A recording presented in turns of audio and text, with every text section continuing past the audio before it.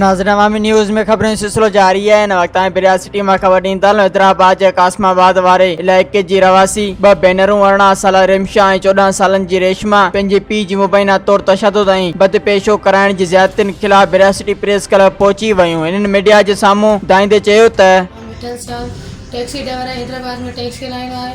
मुंहिंजी माउ खे टॉर्चर करे मारे छॾी, घरां कढी छॾी, पागल थी वई आहे। हलण जे लाइक़ न, खाइण पीअण जो ख़बर कोन अथसि। ऐं पाण घर असांजे घर में पराए माण्हुनि खे वठी थो अचे, अजीब अजीब माण्हुनि खे असांखे चए थो तव्हां बि मुंहिंजे कमनि जा हिसेदार थियो, किन किन कमु कयो। असां मना था कयूं, असांखे मारे थो, धक थो हणे। मूंखे बेल चयो हुयो, मूंखे चयो 7-8 टाका लॻल आहिनि। मां हाणे नशे फिरोस में रहंदी आहियां। नानी मुंहिंजे एक्सरे करायो, टंग जो इलाजु करायो अथई। मां चाहियां थी मूंखे पंहिंजो असांखे पंहिंजो हक़ ॾे। तव्हांजो पीउ किथे हलाईंदो आहे टैक्सी? हैदराबाद में हलाईंदो आहे, कासमाबाद फेज़ 2। तव्हांखे छो थो टार्चर करे? जी असांखे चए थो त जिते मां तव्हां कंहिंखे न ॿुधायो, मां पराए माइनि खे मर्दनि खे वठी थो अचां। ऐं असां कंहिंखे ॿुधायूं था पाड़े वारे खे, त पराए माइनि खे वठी थो अचे, असांखे धक थो हणे। त छो था ॿुधायो? तव्हां बि हिसेदार आहियो मुंहिंजे कम जा।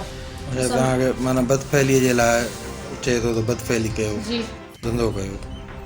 ऐं हू पाण बि पंहिंजो मायूं वठी थो अचे या वठी थो अचे, राब्तो लॻो पियो आहे मायुनि सां। अच्छा, मर्दनि खे वठी थो अचे। ॿिया घणा भेण भाउर आहियो? 3 भाउर आहियूं, 2 भेणियूं। 2 भेणियुनि खे कढी छॾियईं, हिकु नंढी भेण आहे 5 सालनि जी। ऐं असांखे चए थो तव्हांजा फर्ज़ पूरा थी विया आहिनि। उहो 5 सालनि जी नंढड़ी कंहिं वटि आहे? जी मुंहिंजे पीउ वटि आहे। उहो केरु थो ताते? उन ई वटि आहे। तव्हांजी माउ त तव्हां सां गॾु आहे न हिते नौशर फिरोज़ उहो में? मूं वटि हुई इंडड़ी हुई त हाणे उन वटि आहे। मां छॾियईं, मूंखे घरां कढी छॾियईं, चयो फर्ज़ पूरा थियो। अच्छा, मुंहिंजे वॾे भाउ खे मूंखे चयो तव्हांजा फर्ज़ पूरा थिया आहिनि, घरु निकिरो था या का मगज़ वारा कोका हणायो, छाटो हणायो। असां चयो असां काॾे वञूं? चयो त जॾहिं वञो, माइट न वञो, भई जॾहिं वञो त वञो। मुंहिंजे माइट में न पुॼो। पोइ तव्हां वसारनि खां छा अपील कंदव? असां अपील कयूं था त असांखे इंसाफ़ कयो। असांखे अहिड़ा धक हयां अथई। हा बाबा, तव्हांजो नालो छा आहे? रेशमा। पोइ तव्हांजी छा शिकायत आहे पंहिंजे पीउ सां? असां मारींदासीं, मां टॉर्चर ॾेई चलो करे छॾियईं।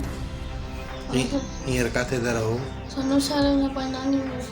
हिते नौशहरों में था रहो? कहिड़े हंधि ते? हिते मिठाणी रोड ते था रहो? पोइ हींअर छा तव्हां अपील कंदव असां वारनि खां? असां पंहिंजा हक़ उठाइजो। असां नौशहर में जेका उठाइजो, असां हैदराबाद कोन ईंदासीं। अच्छा, तव्हांजी नंढड़ी भेण कंहिं वटि आहे हींअर? न वॾा कंहिं वटि? असांखे नालो छा आहे हुनजो? करिश्मा। ऐं अबूअ जो नालो छा आहे? मोहम्मद। पोइ उहो जे तव्हांखे परचाए हींअर वठी वञे ओॾांहुं त पोइ वेंदोसि? न कोन ईंदासीं। न वेंदव? न। मज़ीद खबरों और तफसीलात के लिए विजिट करें हमारी वेबसाइट www.awamiNewsHD.com।